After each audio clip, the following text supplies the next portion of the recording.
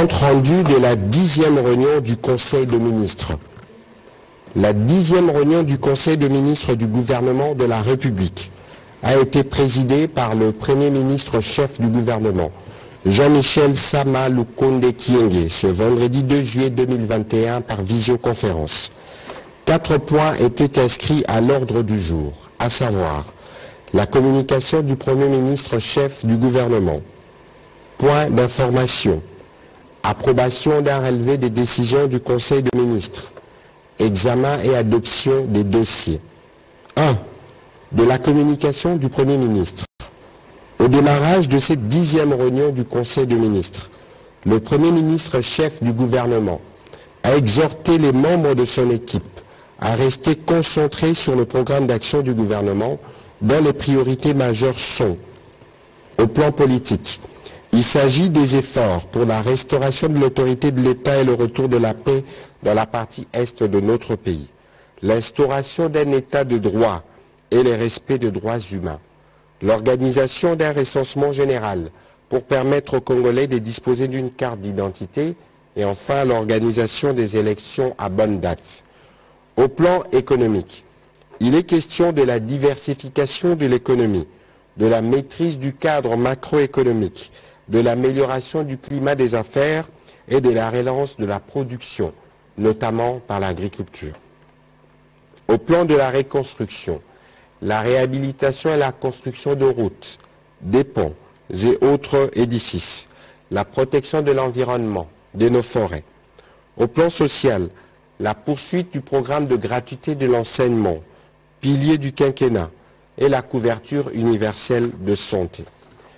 Abordant le point relatif aux récents attentats terroristes survenus à Béni, le Premier ministre a particulièrement attiré l'attention du Conseil sur le changement des méthodes et les recours à des tactiques terroristes pour monter la peur dans la population. Cette attitude, en réaction à la pression de nos forces armées, pousse le gouvernement à accroître le soutien à nos forces armées et à nos services de renseignement pour poursuivre tous ces terroristes. Abordant le point sur la pandémie à Covid-19, à l'expiration du délai de 15 jours des mesures prises pour contrer la propagation de la Covid-19 à la suite de l'allocution du président de la République, le Premier ministre a informé le Conseil du renouvellement de toutes les 19 mesures de riposte annoncées au terme du Conseil de ministres du 18 juin 2021.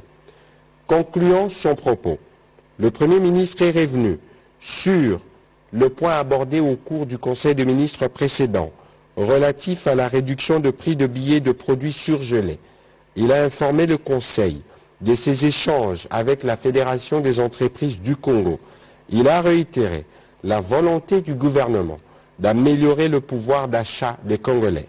Il a aussi tenu à rassurer que la Fédération des entreprises du Congo, FEC, reste une organisation partenaire du gouvernement. Au chapitre 2 du Conseil des ministres, relatif au point d'information, le vice-premier ministre, ministre de l'Intérieur, décentralisation et affaires coutumières, est revenu sur quelques faits saillants sur l'étendue du territoire national, parmi lesquels les réactions et commentaires consécutifs à la rencontre le 25 et le 26 juin 2021 dernier à Goma et à Gisenyi des présidents de la République, Félix-Antoine Tshisekedi Tshilombo et Paul Kagame, suivi de la signature des accords et conventions bilatérales entre les deux pays. Les réactions autour de l'opposition observée par la Fédération des entreprises du Congo à la démarche du gouvernement visant la baisse des prix de produits de grande consommation sur le marché, notamment les produits surgelés et les billets d'avion. La situation sécuritaire préoccupante dans les moyens et hauts plateaux de Minembwe, Fizi, Mwenga et Uvira. Il a aussi noté dans son propos la clôture de la session ordinaire de mars dans la plupart des assemblées provinciales. Toujours sur ces chapitres, son collègue de la Défense, dans son mot introductif, a porté à la connaissance des membres du Conseil que le constat favorable du chef de l'État et commandant suprême des forces armées de la République démocratique du Congo sur l'existence, il y a quelques années, des réseaux mafieux au sein de forces de défense et de sécurité, a été très apprécié par les gradés et les soldats de rang. Ainsi, il a décidé de la relance immédiate des procédures judiciaires à l'encontre de présumés détourneurs dont les dossiers sont pendants devant le cours et tribunaux militaires. Dans l'entretemps, la situation sécuritaire dans le Nord Kivu se complexifie par l'adoption d'un nouveau mode opératoire par les terroristes, à savoir l'usage d'engins explosifs artisanaux. Pour y arriver, les terroristes s'infiltrent à travers les espaces lacunaires où ils se font aider par des complices ou des supplétifs pour poser des bombes et décapiter des civils. Tout en renforçant la vigilance des forces armées et de sécurité, le gouvernement a réitéré l'appel du commandant suprême à la population de collaborer davantage avec l'armée et la police en dénonçant toute manœuvre ennemie, tout mouvement suspect et contribuer ainsi à la sécurisation plus accrue de la cité. Face à cette situation qui prévaut à Béni, les forces armées de la République démocratique du Congo ont pris et mettent en œuvre les dispositions suivantes. L'analyse des débris d'engins explosifs découverts à Béni afin d'en déterminer la composition chimique, le renforcement des mesures restrictives relatives à l'état de siège, la poursuite des opérations militaires en profondeur dans les zones rouges, ainsi que la réorganisation des unités déployées dans cette partie du territoire national. Au point 3, toujours sur ces chapitres relatifs aux points d'information, le ministre de la Santé, Hygiène et Prévention a fait le point de l'évolution de la pandémie à Covid-19. D'après les statistiques officielles qu'il a indiquées, le cumul des cas depuis le début de la pandémie en République démocratique du Congo en mars 2020 a franchi la barre de 41 241 cas confirmés dans 928 décès. Kinshasa demeure la plus touchée du pays, enregistrant 72,7% des cas, soit 29 970 sur le 41 241. Elle est suivie des provinces du Nord Kivu et du Haut-Katanga, qui dénombrent respectivement 3 234, soit 7,8%, et 2164 de cas, soit 5,2%. Pour prêcher par l'exemple, conformément à ce qui a été annoncé au Conseil précédent, le ministre de la Santé ainsi que la vice-ministre se sont fait vacciner cette semaine. D'autres membres du gouvernement emboîteront leur pas pour donner un coup de pouce à la vaccination. Sous un autre chapitre, le ministre de la Santé publique, Hygiène et Prévention a fait état de 35 cas de choléra enregistrés la semaine dernière, dont 29 dans la province du Nord Kivu, 5 dans la province du Tanganyika et 1 cas dans le Kasaï. La situation devient particulièrement inquiétante dans le Kasaï car la maladie est devenue endémique. Hormis les activités de surveillance de zones de santé, il y a les préparatifs du second passage de la vaccination préventive contre le choléra dans le Haut-Katanga et l'appui à la surveillance contre une éventuelle flambée de choléra et autres maladies diarrhéiques post-éruption du volcan du Nyiragongo dans le Nord Kivu. À propos de l'alerte de la grève de médecins du service public de l'État, le ministre de la Santé, Hygiène et Prévention a indiqué avoir reçu les cahiers de charges portant sur la rémunération, l'avancement en grade et les conditions de travail. Après une série d'échanges avec les différents syndicats, il a été convenu ce qui suit. Que le ministère de la Santé publique, Hygiène et Prévention présente au gouvernement le projet d'ordonnance pour l'avancement en grade de médecins revêtus des grades de commandement.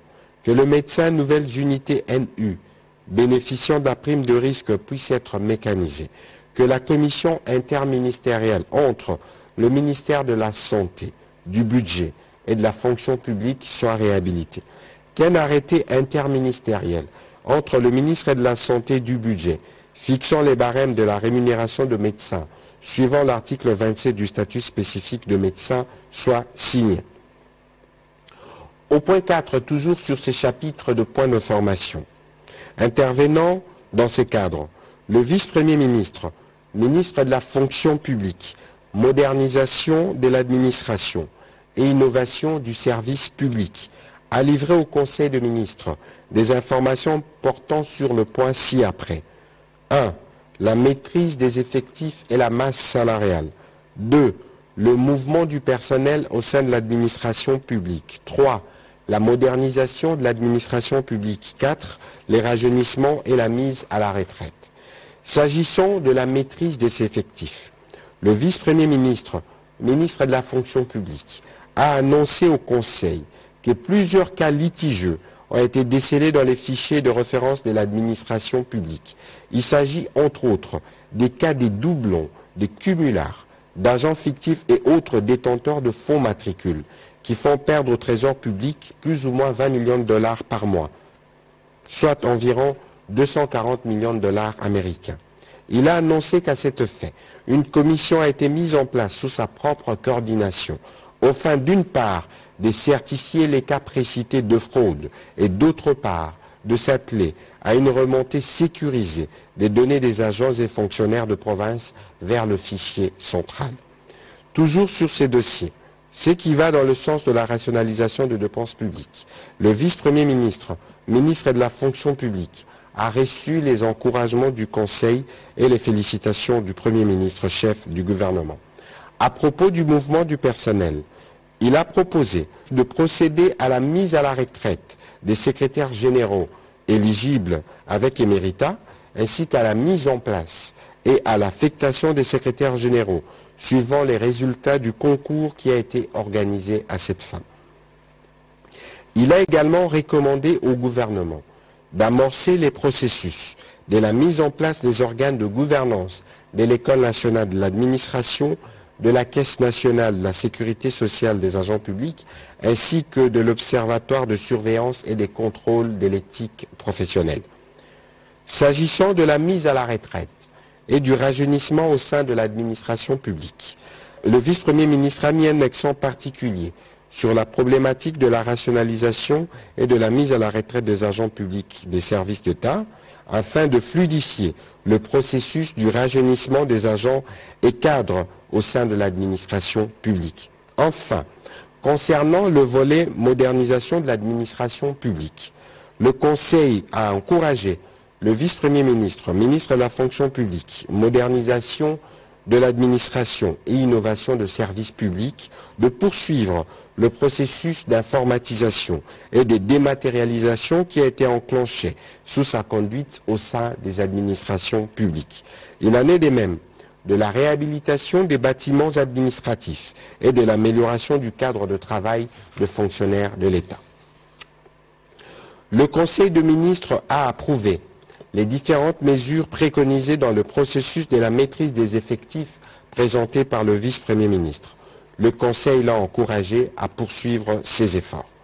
Toujours au chapitre de points d'information, prenant la parole, le ministre des Hydrocarbures a fait le point sur le risque d'explosion gazeuse sur le lac Kivu. Il en ressort que les concentrations en gaz carbonique dans le lac ont évolué de 40% en 2002 à 80% en 2004, particulièrement dans le golfe de Kabuno, rendant imminent et permanent les dangers de la survenance d'une explosion. La prévention du scénario catastrophe qui causera environ 1 million de morts en République démocratique du Congo et au Rwanda passe essentiellement par des solutions, l'exploitation du gaz et les dégazages. Pour ce faire, le gouvernement a recruté, conformément à la loi, des entreprises spécialisées qui pourront implémenter les solutions préconisées. L'opérationnalisation de la phase industrielle requiert un budget évalué à 5 millions d'euros. Le gouvernement s'est déjà engagé pour 20%. Si le projet est régulièrement inscrit au budget, les crédits alloués le seront dans le prochain mois pour que dans le trimestre qui suit, le travail des dégazages soit effectif. C'est ainsi que le ministre des Hydrocarbures a formulé plusieurs requêtes qui ont été prises en charge par le Conseil de ministres. Sur un autre chapitre, le ministre des Hydrocarbures a présenté au Conseil le rapport sur la mission officielle qu'il a effectuée respectivement dans les provinces du Kasaï oriental, du Kasaï central et du Haut-Katanga. Elle a porté essentiellement sur l'approvisionnement en produits pétroliers du Grand Kasaï et l'état des lieux de la chaîne d'approvisionnement du pays en produits pétroliers par la voie sud. Comme recommandation, il a préconisé la poursuite de la mission similaire dans la zone est du pays, Bunia, Goma, Bukavu, dès la semaine prochaine, afin de permettre l'implémentation urgente d'une procédure nationale unique du système d'approvisionnement en produits pétroliers sur l'ensemble du territoire national, conformément aux dispositions de la législation des hydrocarbures. Il y a également la mise en place de commissions ad hoc pour statuer sur les dysfonctionnements identifiés au Sud et la résolution de la problématique de l'approvisionnement du Kasaï dans un bref délai, pour permettre les redécollages des activités économiques et agro-pastorales dans cette partie du pays. Le Conseil des ministres a adopté le rapport présenté ainsi que les mesures préconisées.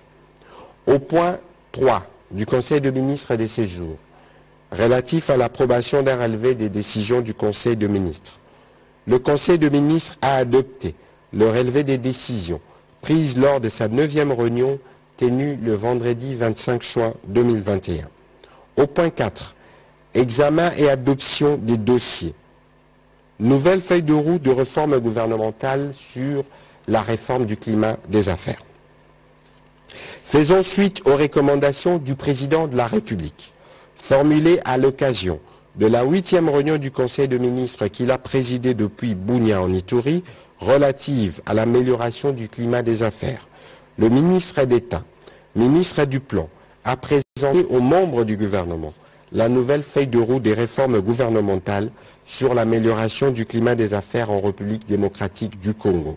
Elle est issue de la retraite du groupe thématique des 57 experts sectoriels sur le climat des affaires qui a eu lieu du 19 au 24 avril 2021 à Kisantu dans le Congo central. De sa configuration, l'actuelle feuille de route compte 69 réformes telles qu'adoptées par la Commission économico-financière du gouvernement.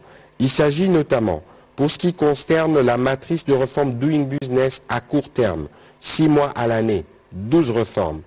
Matrice de réforme Doing Business à moyen et long terme, 23 réformes. Et matrice de réforme sur l'environnement général des affaires, 34 réformes, 17 recommandations et 5 mesures urgentes ont été proposées au gouvernement. Pour chacune de ces réformes phares inscrites, les indicateurs sont retenus. Après leur validation, elles seront transformées en assignations pour le ministre réformateur sous forme d'une matrice assortie d'un chronogramme précis pour une meilleure appropriation et un suivi adéquat de leur mise en œuvre. Ces assignations feront l'objet d'une revue périodique pour en évaluer l'exécution. En clair, le gouvernement entend lever les entraves aux investissements et au bon déroulement des affaires en République démocratique du Congo. Il a levé l'option de responsabiliser les ministres sectoriels pour le suivi, chacun en ce qui les concerne, des réformes sus-évoquées. Le Conseil des ministres a adopté cette nouvelle feuille de route des réformes gouvernementales sur l'amélioration du climat des affaires.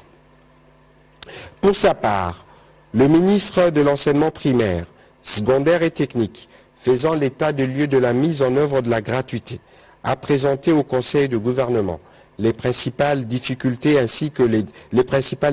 rencontrées, ainsi que les avancées enregistrées à ce jour. Il a également soumis un état de besoin urgent identifié dans son secteur.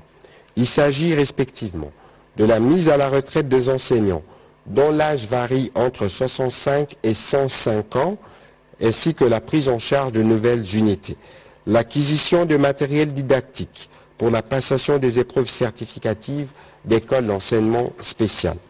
Ces besoins seront couverts par le gouvernement et ses partenaires du secteur de l'éducation. Il a sollicité en sus la prise en charge par le gouvernement du paiement de la prime de brousse aux enseignants des territoires non bénéficiaires des indemnités de transport et de logement, du paiement du deuxième palier de la mise en œuvre de la gratuité, consistant à l'ajout de 100 000 francs congolais à chaque enseignant, de la gestion des écoles d'application et des écoles spéciales à travers le paiement de la prise en charge des enseignants et les paiements de frais de fonctionnement. Un long débat s'en est suivi, notamment pour assurer une meilleure préparation de la rentrée scolaire prochaine. Une réunion d'harmonisation sur les questions budgétaires sera organisé autour du Premier ministre chef du gouvernement avec le ministre concerné, permettant notamment la prise en charge des besoins qui ont été cités ci haut. Le Conseil des ministres a approuvé l'état de lieu fait par le ministre de l'enseignement primaire, secondaire et technique sur la mise en œuvre de la gratuité de l'enseignement et a décidé de soumettre à l'examen d'une commission ad hoc présidée par le Premier ministre et les ministres sectoriels concernés sur les aspects budgétaires. Autre point dossier abordé durant ce Conseil des ministres. Le ministre des Finances a fait état de la situation globale de la trésorerie durant le premier semestre 2021. La mise en œuvre rigoureuse des mesures de mobilisation accrue des recettes publiques ont eu pour conséquence la consolidation de la tendance haussière enclenchée depuis le mois d'avril dernier. En effet, il a démontré, chiffres à l'appui, que du 1er au 30 juin dernier, les recettes mobilisées par les régies financières ont été de l'ordre de 938,5 milliards de francs congolais, soit 129% par rapport aux prévisions, évaluées à 795,3 milliards de francs congolais. De cette enveloppe, la Direction générale des impôts a mobilisé 474,5 milliards de francs congolais avec un taux de réalisation de 150%. La Direction générale de douane et accises a collecté 266,2 milliards de francs congolais avec un taux de réalisation de 126%. Et la Direction générale de recettes administratives, judiciaires et des participations, DGRAD, a généré 197,7 milliards de francs congolais avec un taux de réalisation de 100%. Le Conseil des ministres a salué cette performance en encourageant les services mobilisateurs de recettes à redoubler d'efforts. Pour clore son propos, le ministre des Finances a tenu à informer le Conseil de la tenue prochaine du Conseil d'administration du Fonds monétaire international qui sanctionnera les discussions qui ont eu lieu il y a quelques mois entre les experts du Fonds monétaire international et le gouvernement congolais et pour lequel la République démocratique du Congo a déjà rempli tous les critères quantitatifs. Ce conseil se tiendra le 15 juillet prochain à Washington. Commencé à 15h20, la réunion du Conseil des ministres a pris fin à 19h48. Je vous remercie.